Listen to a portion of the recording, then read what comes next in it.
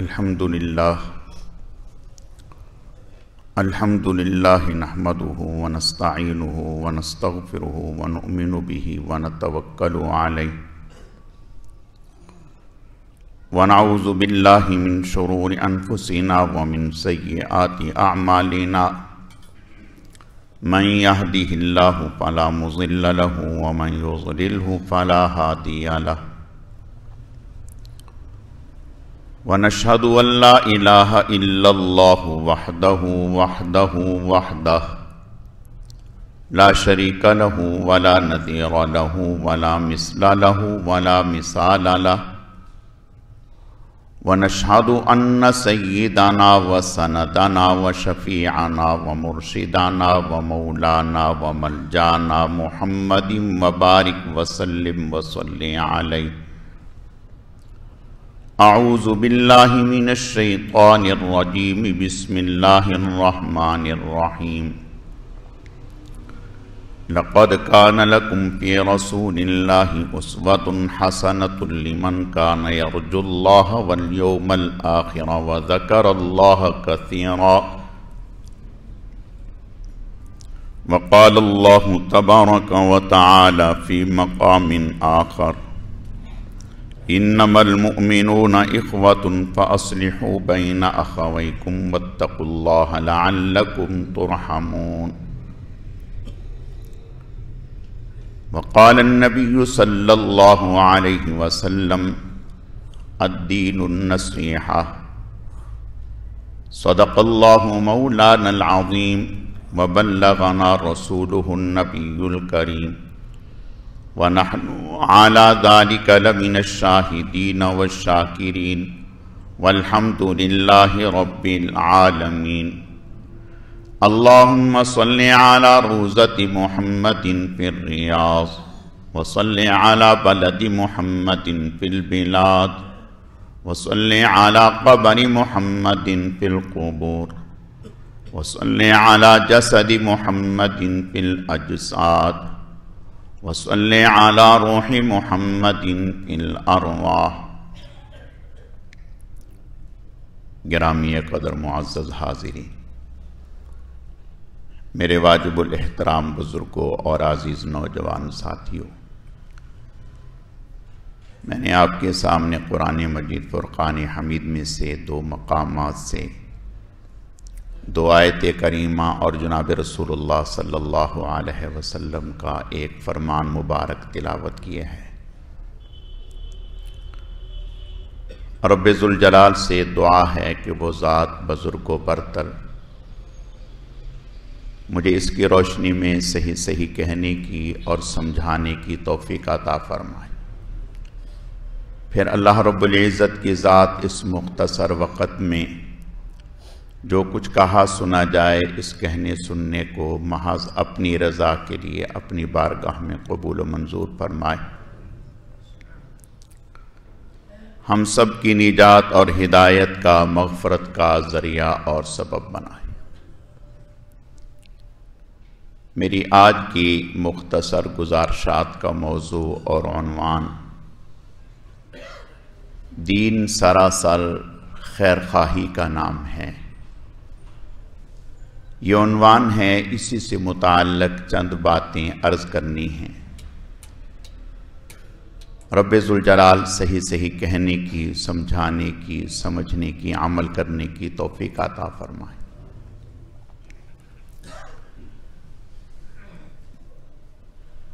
اللہ پاک نے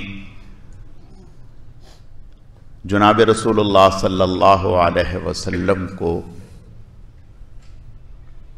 جوامع الکلم بنایا تھا۔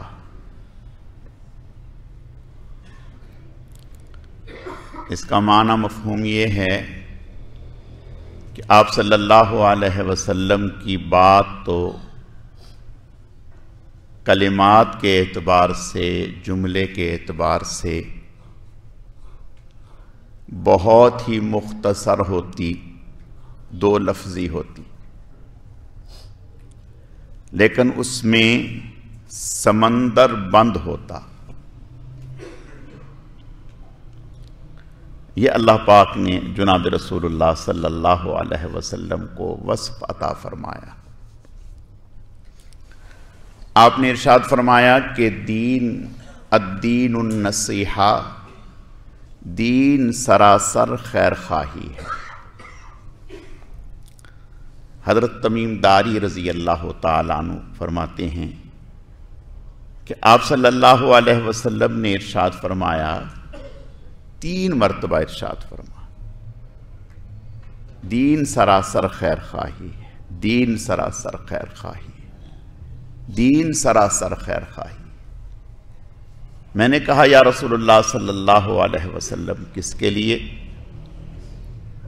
آپ نے فرمایا اللہ کے لیے، اس کے رسول کے لیے، اس کی کتاب کے لیے، ایمان والوں کے لیے، عام انسانیت کے لیے۔ خیر خواہی کا معنی بھلائی چاہنا، دوسرے کی بھلائی چاہنا، دوسرے کا نفع چاہنا، دوسرے کا فائدہ چاہنا۔ تو آپ نے فرمایا کہ دین تو سراسر خیر خواہی کا نام ہے، دوسرے کی بھلائی چاہنے کا نام ہے، دوسرے کا نفع چاہنے کا نام ہے۔ تو آپ صلی اللہ علیہ وسلم نے ہمیں یہ بات سمجھا دی کہ جب اللہ تعالی کسی انسان کو دین عطا فرما دیتے ہیں، اس کے اندر میں دین اتار دیتے ہیں، اپنی محبت، اپنا تعلق نصیب فرما دیتے ہیں، تو پھر وہ خیر خواہی، نفع ہر انسان کا چاہتا ہے۔ اور یہ خیر خواہی جو آپ نے فرمایا الدین النصیحہ، دین خیر خواہی کا نام ہے۔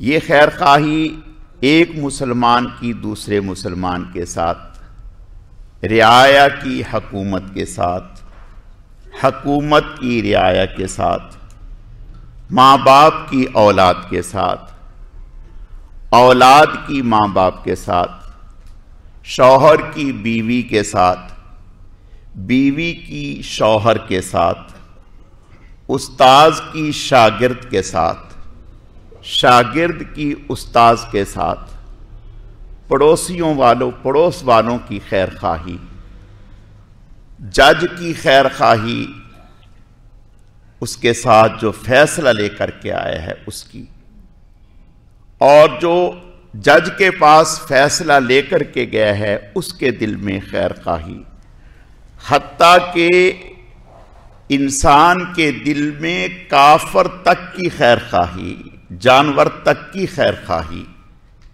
یعنی ہر ایک کا بھلا چاہنا، ہر ایک کا فائدہ چاہنا۔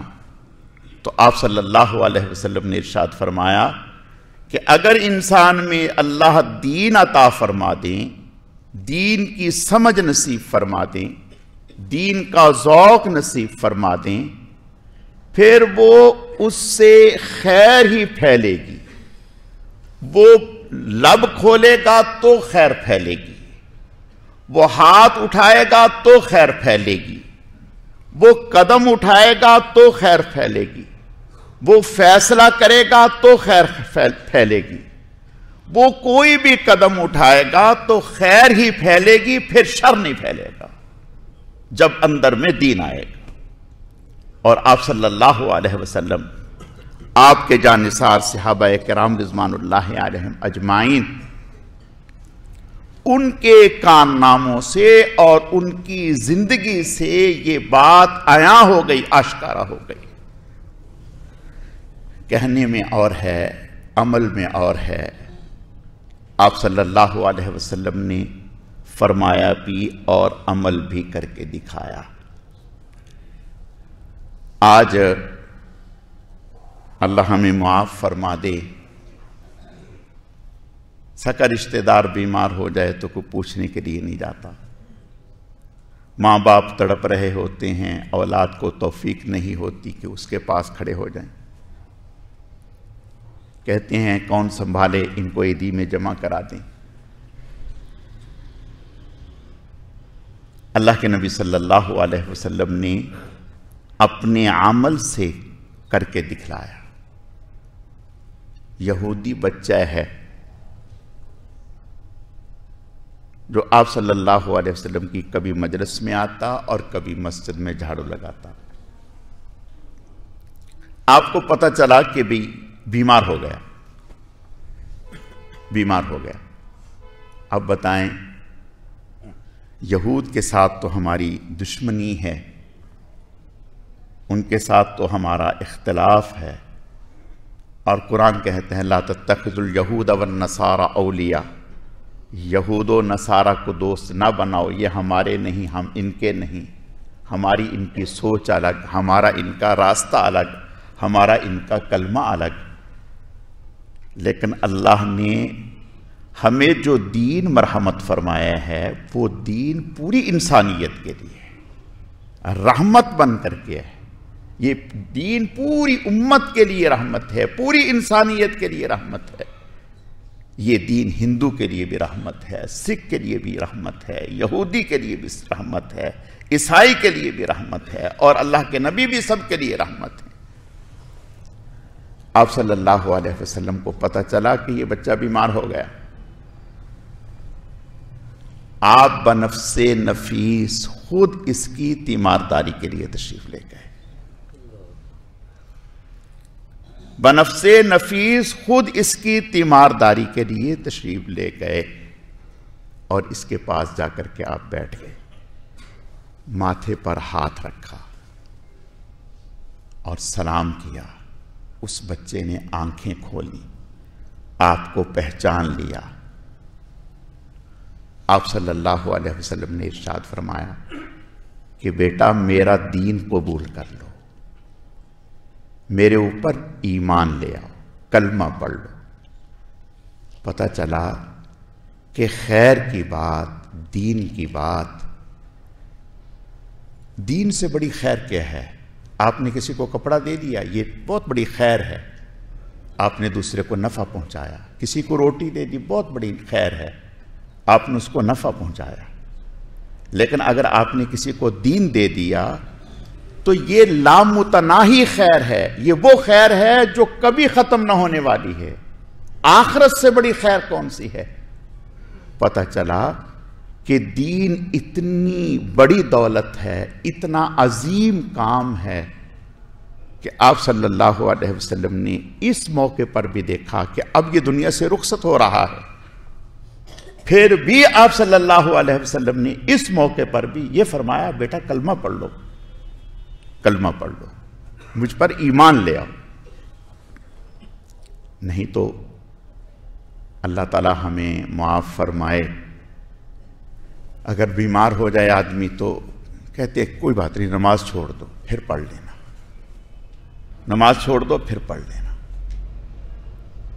ابھی تمہاری طبیعت ٹھیک نہیں. یہ ہماری اس کے ساتھ خیر خواہی ہے. اور جبکہ آپ صلی اللہ علیہ وسلم، صحابہ کرام رضوان اللہ علیہم اجمعین، حضرت عمر بن خطاب رضی اللہ تعالیٰ عنہ موت و حیات کی کشمکش میں ہیں اور زخمی ہیں، بے ہوش ہو گئے.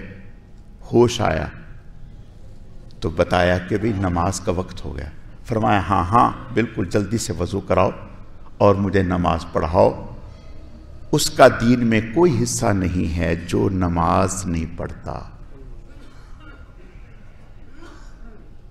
تو میں عرض یہ کرنا چاہتا ہوں کہ آپ صلی اللہ علیہ وسلم ایک تو یہودی بچے کی تیمارداری کے لیے گئے، اور پھر جا کر کے آپ صلی اللہ علیہ وسلم نے جو سب سے بڑی خیر تھی، جو سب سے بڑا نفع تھا، ایمان کی دولت، اس کی دعوت دی. فرمایا کہ کلمہ پڑھ لو.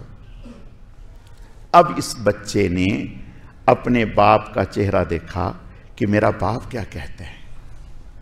تو باپ نے کہا ہاں ہاں ابو القاسم، یہ حضور صلی اللہ علیہ وسلم کی کنیت تھی، ابو القاسم صحیح کہہ رہے ہیں، جو یہ فرما رہے ہیں وہ کر لو. اس بچے نے ادھر کلمہ پڑھا اور ادھر روح پرواز کر گئے مسلمان۔ آپ صلی اللہ علیہ وسلم بہت چہرہ چمک اٹھا، اور صحابی جو ساتھ تھے ان سے فرمایا اٹھاؤ بھائی، یہ تو اب تمہارا بھائی ہے، اس کا اس سے کوئی تعلق نہیں رہا، اب اسے اٹھاؤ اور اسے نہلاؤ، کفن دو، غسل دو، اس کی نماز جنازہ پڑھیں گے، اس کی تدفین کریں گے۔ یہ کیا ہے؟ یہ خیر خواہی ہے۔ دین خیر خواہی کا نام ہے، دوسرے کا نفع چاہنے کا نام ہے۔ آپ صلی اللہ علیہ وسلم، ایک حبشی تھا مسجد میں، وہ بھی کبھی کبھی صفائی کیا کرتا، اور بہت ہی معمولی سا آدمی۔ آپ صلی اللہ علیہ وسلم کو پتہ چلا کہ بیمار ہے، آپ اس کی تیمارداری کے لیے تشریف لے گئے۔ آپ نے تیمارداری فرمائی، اور آپ نے فرمایا کہ بھئی جب تیمارداری کر کے باہر تشریف لائے، آپ نے اس کی طبیعت سے، علالت سے پہچان لیا کہ شاید یہ زیادہ وقت نہ گزار سکے۔ آپ نے ارشاد فرمایا کہ بھئی اگر اس کا انتقال ہو جائے تو مجھے بتانا، مجھے اطلاع کرنا۔ اللہ کا کرنا، رات کو ذرا دیر سے، رات کو ہی دیر سے انتقال ہو گیا۔ تو صحابہ کرام رضوان اللہ علیہم اجمعین نے، جو قرب و جوار کے رہنے والے تھے، انہوں نے سوچا کہ بھئی کہاں اتنی دور آپ کو اطلاع کریں گے، آپ آئیں گے، بے آرامی ہوگی۔ تو ذہن میں آیا کہ بھئی عام سا ایک انسان ہے، چلو ہم ہی نماز جنازہ پڑھ دیتے ہیں، اور تدفین کر دی رات میں ہی۔ اس سے ایک تو یہ پتہ چلا کہ انتقال ہو جائے تو زیادہ دیر نہیں کرنی چاہیے۔ آپ صلی اللہ علیہ وسلم کا ارشاد ہے، فرمایا کہ انتقال کے بعد جتنا جلد ممکن ہو سکے تدفین کر دی جائے، زیادہ دیر کسی کے انتظار میں رکھا نہ جائے۔ 3 دن رکھا جا رہا ہے، 5 دن رکھا جا رہا ہے، 10 دن رکھا جا رہا ہے، سرد خانے میں رکھا جا رہا ہے، فرمانا فوراً تدفین کریں۔ آپ نے ارشاد فرمایا کہ اگر تو یہ جنتی ہے، اللہ تعالیٰ کے ہاں اس کے لیے رحمت کے دروازے کھل گئے ہیں، تو پھر یہ چاہتا ہے کہ مجھے جلد میرے مقام تک پہنچایا جائے تاکہ میں جنت کی نعمتوں سے لطف اندوز ہو سکوں۔ اور اگر یہ اس کا مقام دوسرا ہے تو پھر خام خواہ اس کو کیوں رکھے؟ تو فرمایا کہ تدفین جلدی کی جائے۔ تو صحابہ کرام رضوان اللہ علیہم اجمعین نے رات میں ہی تدفین کر دی۔ آپ صلی اللہ علیہ وسلم کو اطلاع نہیں فرمائی۔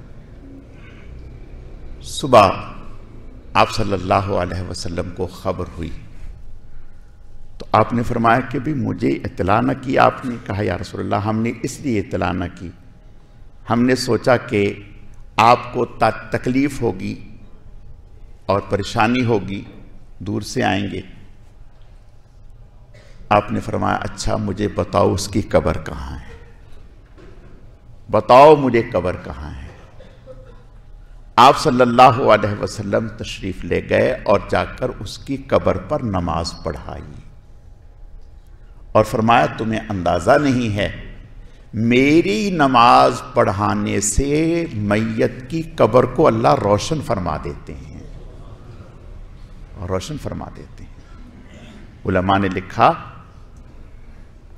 کہ اگر کوئی شخص ایسا ہے جو مسلمان ہے جس کو بغیر نماز جنازہ کے دفن کر دیا گیا، نماز جنازہ نہیں پڑھی گئی، 3 دن کے اندر اندر اگر ممکن ہو سکے تو اس کی قبر پر جا کر کے نماز جنازہ پڑھی جا سکتی ہے، پڑھ دینی چاہیے۔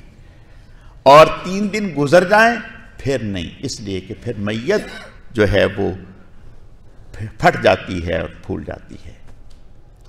تو آپ صلی اللہ علیہ وسلم فرمایا کہ مجھے لے کے چلو، میں اس کی، یہ آپ صلی اللہ علیہ وسلم کی خیر خواہی ہے، ہر ایک عام سے آدمی کی خیر خواہی ہے۔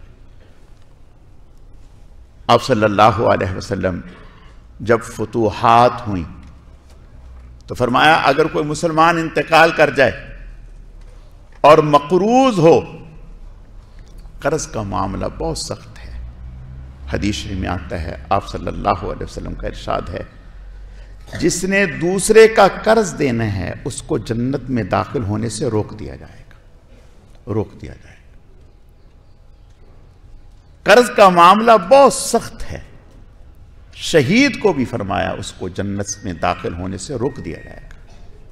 قرض کی ادائیگی بہت ضروری ہے، کوشش کرنی چاہیے اپنی زندگی میں قرض کی ادائیگی کر جائے، 1 روپیہ بھی کسی کا دینا ہے دیں۔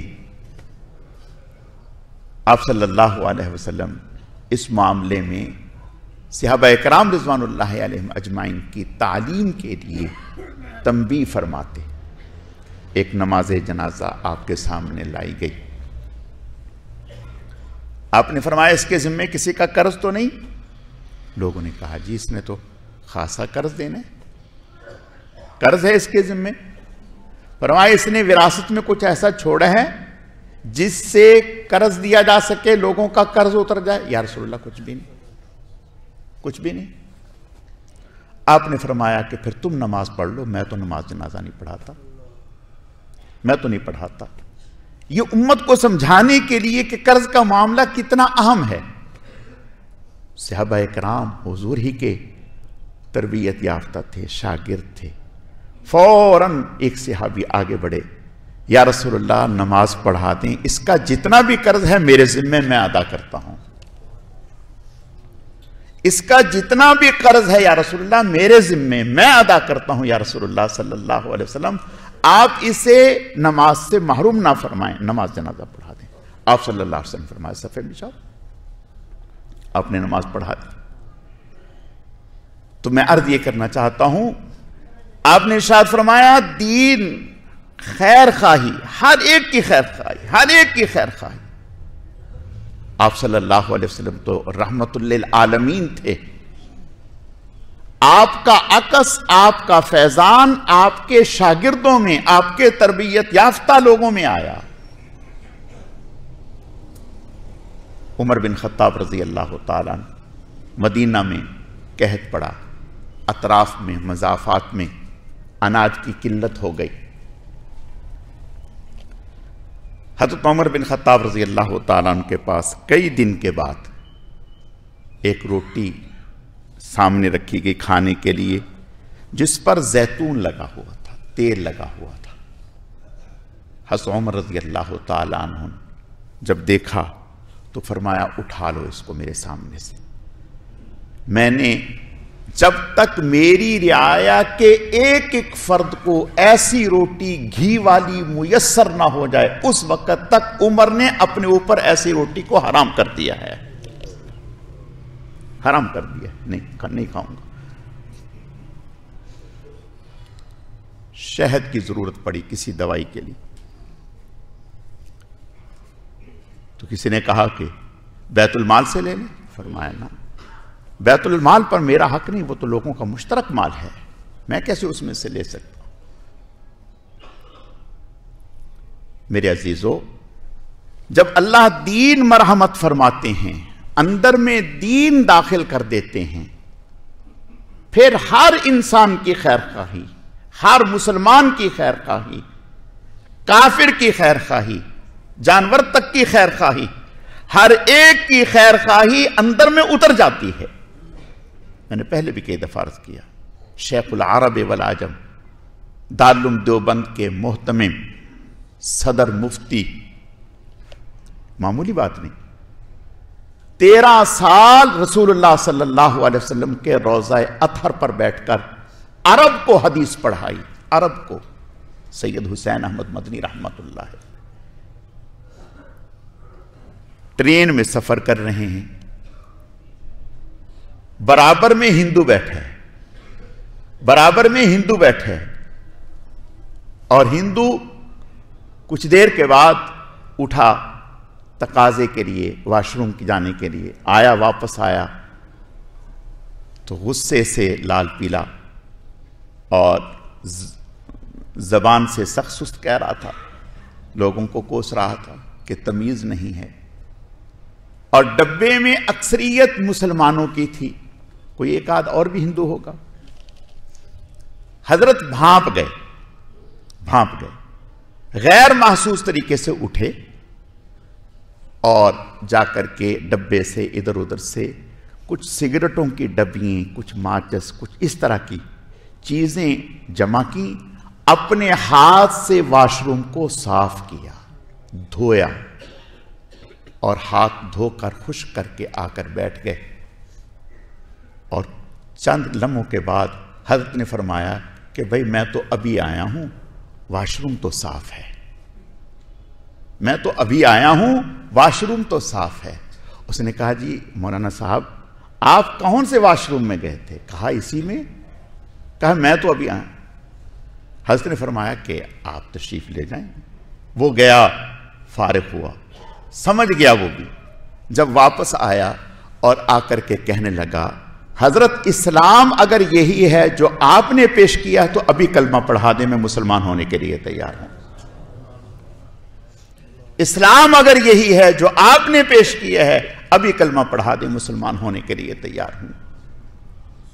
میرے عزیزو، جب اندر میں اللہ کی محبت، اللہ کا تعلق، دین اتر جاتا ہے، پھر کسے باشد کوئی ہو، انسان تو ہے، پھر انسان اس کی تکلیف بھی برداشت نہیں کرتا، اس سے کی بھی خیر خواہی مقصود ہوتی. میرے عزیزو، یہی خیر خواہی آج اگر ہم میں آ جائے، ہر مسلمان میں دوسرے کے لیے آ جائے، اللہ کی قسم کھا کر کے کہا جا سکتا ہے جھگڑے ختم، فسادات ختم، محبتیں عام ہو جائیں گی. اور آج اللہ تعالی ہماری حفاظت فرمائے. دین اسلام تو نام کا رہ گیا ہے میرے عزیزو، نام کا رہ گیا. اور معاشرت، گھروں میں، محلوں میں صفائی کی، کچرا دوسرے کے دروازے کے آگے. ہمارے اکابر تو ایسا نہ کرتے تھے. یہی شیخ العرب والعجم سید حسین احمد مدنی رحمت اللہ علیہ دارالعلوم دیوبند میں آدھی رات کو اٹھ کر طلباء کے واش روم اپنے ہاتھ سے دھوتے تھے، اپنے ہاتھ سے دھوتے تھے. کسی نے کہا حضرت یہ کیا کر رہے ہیں؟